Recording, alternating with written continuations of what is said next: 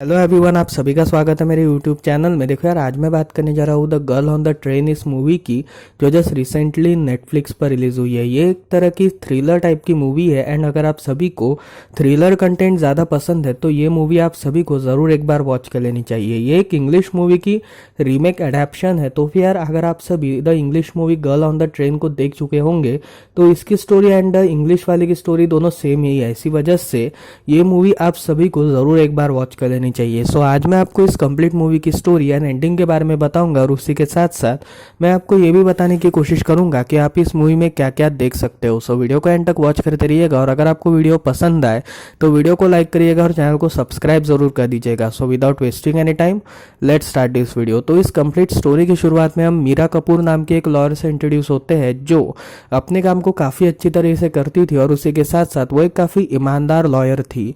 अब वो एक केस के ऊपर काम कर रही थी जो बग्गा नाम का एक बहुत बड़ा क्रिमिनल का केस था एंड उसके ऊपर काफ़ी ड्रग चार्जेस एंड उसी के साथ साथ उसके ऊपर एक मर्डर चार्ज भी इंक्लूड था। अब यहाँ पर उसके जो लोग थे वो हमेशा हमेशा मीरा के ऊपर हमला किया करते थे और उसे धमकी दिया करते थे कि आज के बाद कभी इस केस को मत करना और अगर तुमने ऐसा किया तो तुम्हें इसके कॉन्सिक्वेंसेस फेस करने पड़ेंगे। लेकिन मीरा का जो हस्बैंड था, मीरा जो थी वो इस केस को जिद से पूरा करना चाहती थी और उसका हस्बैंड जो था वो उसे ये एक्सप्लेन कर रहा था कि ऐसा बिल्कुल भी मत करो क्योंकि तुम रिसेंटली प्रेग्नेंट होने वाली हो और उसी के साथ साथ तुम्हारे ऊपर इतना सारा प्रेशर रहेगा, ये हमारे बच्चे के लिए बिल्कुल भी एक्सेप्टेबल नहीं है। बट मीरा फिर भी इस केस को रन करती है जिसमें वो इस केस में बग्गा के खिलाफ सारे सबूत पेश करती है और सारे सबूतों को पेश करने के बाद बग्गा को लाइफ टाइम इम्प्रिजनमेंट की सज़ा मिलती है। अब यहाँ पर थोड़े समय में मीरा जो थी वो प्रेग्नेंट हो चुकी थी and she was enjoying her life with her husband Shekhar. लेकिन तभी अचानक से जो बग्गा का आदमी था वो उसके कार से टक्कर मार देता है। इसी वजह से मीरा का जो हस्बैंड था वो थोड़ा घायल हो चुका था और यहाँ पर Meera short term memory loss के शिकार हो चुकी थी, जिसके बाद 1 साल तक उसने कोई भी केस नहीं लिया था एंड शी वॉज डिप्रेस्ड क्योंकि डिप्रेशन की वजह से वो धीरे धीरे उसे दारू पीने की भी लत लग चुकी थी एंड उसका जो बेबी था वो मिस कैरेज की वजह से मारा गया था। इसी वजह से शेखर एंड मीरा के बीच हमेशा झगड़े हुआ करते थे और शेखर ने उसे डिवोर्स भी दे दिया था। इसी वजह से वो पूरी तरीके से लोनली हो चुकी थी और यहीं पर ही उसकी मुलाकात नुसरत नाम की एक लड़की से होती है जो एक कॉमन लड़की थी एंड वो उसी घर में रहा करती थी जिस घर में पहले मीरा और शेखर रहते थे। और वो हमेशा मीरा को देखकर ये सोचती थी, वो हमेशा नुसरत को देखकर ये सोचती थी कि आखिर कोई इतना कैसे खुश हो सकता है क्योंकि नुसरत अपने हस्बैंड के साथ काफ़ी अच्छा वक्त स्पेंड कर रही थी। इसी वजह से मीरा हमेशा ये सोचती थी कि ऐसा कैसे हो सकता है और उसी के साथ साथ वो हमेशा उसके घर के पास से गुजरती थी, यानी ट्रेन से वो उसके घर के पास से गुजरती थी। इसी वजह से धीरे धीरे मीरा को नुसरत के ऊपर काफ़ी लगाव होने लगा था और उसे ऐसा लगने लगा था कि नुसरत ही एक मीरा है जो अपनी लाइफ को काफ़ी अच्छी तरीके से एंड परफेक्टली जी रही है। अब हमें ये न्यूज़ मिलती है कि नुसरत की अचानक से मिसिंग रिपोर्ट आ चुकी थी। इसी वजह से इस केस को हैंडल करने वाली थी मिसेस कौर और मिसेस कौर जो थी वो एक काफ़ी ताकतवर किस्म की पुलिस ऑफिसर थी एंड वो इस केस के ऊपर काम करना स्टार्ट करती है जिसमें वो सारे सस्पेक्ट को खोज निकालती है। सबसे पहले वो उसके डांस क्लास के मेन बॉस से बात करती है, उसी के साथ साथ वो उसके हस्बैंड से बात करती है जहां पर उसका हस्बैंड उसे ये बताता है कि वो नुसरत को जल्दी डिवोर्स देने वाला था क्योंकि नुसरत का अफेयर किसी और के साथ चल रहा था। इसी वजह से वो उसे डिवोर्स देने की बात कर रहा था। तो यहाँ पर हम ये देखते हैं कि कौर जो थी वो इस केस के ऊपर वर्क करना स्टार्ट करती है जिसमें उसे ये बात रियलाइज होती है कि मतलब उसे एक सीसीटीवी फुटेज दिखाई जाती है जिसमें हमें ये बात पता चलती है कि रात के टाइम पर मतलब जिस दिन उसकी मिसिंग रिपोर्ट आई थी उसके 2-4 दिन पहले वो एक पार्टी में गई थी, अपने डांस क्लास की पार्टी में, जिसमें जो उसका मेन बॉस था वो नुसरत के साथ थोड़ी ज़बरदस्ती करने का ट्राई कर रहा था। बट नुसरत ने जो मास्क पहना था वही मास्क के थ्रू वो ये डिसाइड करती है कि शायद से जो उस डांस एकेडमी को चलाने वाला था वही शायद से नुसरत का हत्यारा होगा। इसी वजह से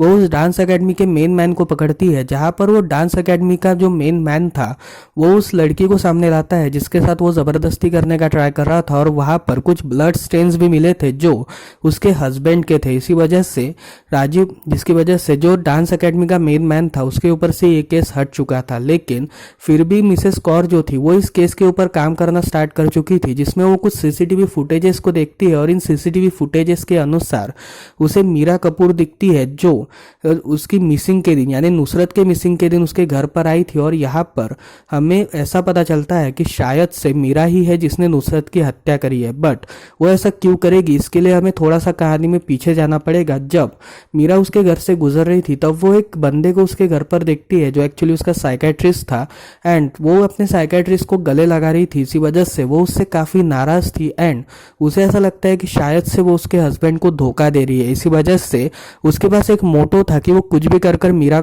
नुसरत को मारना चाहती थी और शायद से इसी वजह से वो नुसरत के घर पर गई। बट यहाँ पर हमें ये बात पता चलती है कि मीरा जब ये कंप्लीट हादसा देख रही थी, यानी मीरा जब नुसरत का पीछा करते हुए एक जंगल की तरफ जाती है, तभी वो मीरा के ऊपर एक हमला करती है। जिसके बाद कहानी वापस 11:30 बजे पहुंचती है, जिसमें मीरा काफ़ी पूरी तरीके से घायल हो चुकी थी और उसके सर पर काफ़ी सारी चोटें लगी हुई थी। जिसके बाद वो अपने घर की तरफ निकलती है। अब यहाँ पर मिसेस कौर जो थी वो और भी सीसीटीवी फुटेजेस चेक करना स्टार्ट करती है, बट उसे ये बात रियलाइज होती है कि शायद से मीरा कपूर इन सब में इन्वॉल्व है। इसी वजह से वो मीरा कपूर से मुलाकात करने जाती है, बट यहाँ पर मीरा कपूर के खिलाफ कोई भी ऐसा स्ट्रॉन्ग सबूत ना होने की वजह से वो मीरा कपूर को अरेस्ट नहीं करती। इसी वजह से जो नुसरत की बॉडी थी उसे पोस्टमार्टम के लिए भेजा जाता है और यहीं पर ही मीरा अपने पास्ट के बारे में हमें बताती है, जिसमें उसे ये बात पता चलती है कि जब उसके बेबी का मिस कैरेज हुआ था उसके बाद वो धीरे धीरे ट्रॉमेटाइज होना स्टार्ट हो चुकी थी और यहीं पर ही वो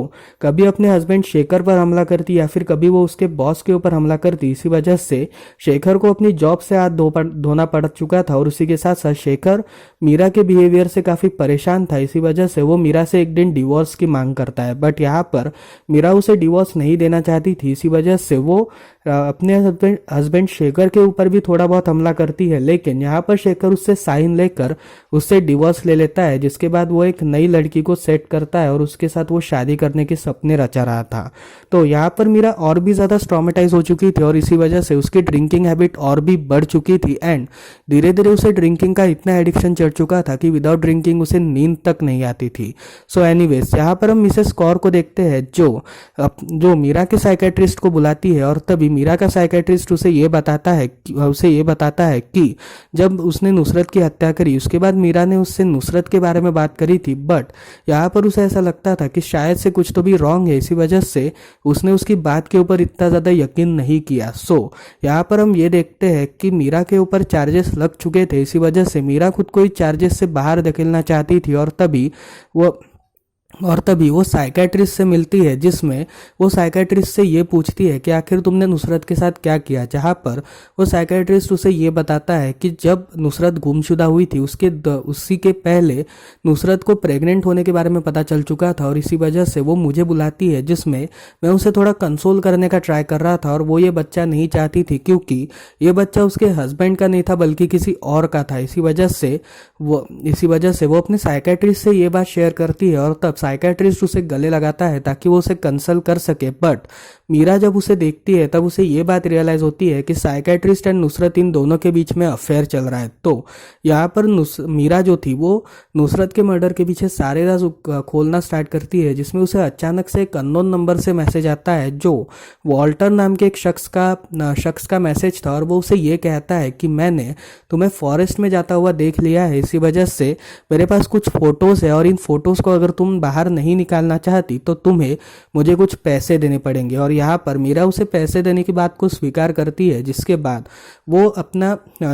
वो ट्रेन से सफ़र करने के लिए निकलती है, बट उसका कार्ड एक्सपायर हो चुका था। इसी वजह से वो अपने कार्ड को वापस रिन्यूअल करती है और रिन्यूअल के टाइम पे वो काउंटर से में ये पूछती है कि आखिर उसने पिछले आखिरी ट्रेन कब पकड़ी थी और तभी वो काउंटर का जो मेंबर था वो उसे ये बताता है कि आखिरी ट्रेन उसने 8:30 बजे पिकअप करी थी। जिसके बाद उसके ट्रेन का कोई भी रिकॉर्ड नहीं है, लेकिन सीसीटीवी में हमें ये बात बताई गई थी कि उसने कम से कम 11:30 बजे की ट्रेन पकड़ी थी। इसी वजह से मीरा और भी कंफ्यूज हो चुकी थी एंड तभी जब वो स्टेशन से बाहर निकलती है तभी वहां पर शेखर के बॉस से उसकी मुलाकात होती है, शेखर के बॉस और उसकी वाइफ से, जहां पर मीरा उसे सॉरी बोलती है एंड अपने बिहेवियर के लिए उनसे माफी मांगती है। बट मीरा के जो बॉस थे वो उसे ये कहते हैं कि ऐसा तुमने कुछ भी नहीं किया, ना तो तुमने मेरी फर्नीचर की बुराई की, ना ही तुमने मुझे एम्बेरेस किया, बल्कि मैंने शेखर को इसी वजह से निकाला था क्योंकि उसने एक हमारी ऑफिस के एम्प्लॉय के साथ साथ बदतमीजी करी थी, इसी वजह से मुझे उसे जॉब से निकालना पड़ा। और तब मीरा को सारी बातें याद आना स्टार्ट होती है कि यहाँ पर शेखर ही उसके सामने ये सारे इवेंट्स बना रहा था और उसी के साथ साथ